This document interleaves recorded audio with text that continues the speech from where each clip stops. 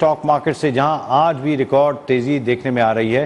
कारोबारी हफ्ते के पहले रोज ही पाकिस्तान स्टॉक मार्केट एक बार फिर तेजी के तमाम तर रिकॉर्ड तोड़ती हुई दिखाई देती है और 62,000 की सतह को भी अबूर करने में कामयाब हो गई। मार्केट में कारोबार का आगाज इंतहाई मुस्बित अंदाज में हुआ और 100 इंडेक्स 677 पॉइंट्स इजाफे से 62,368 की बुलंद तरीन सतह पर जा पहुंचा। मार्केट का trading volume 21 crore 5 lakh share से जायद रिकॉर्ड किया गया है। स्टॉक मार्केट में आज भी रिकॉर्ड तेजी देखने गई।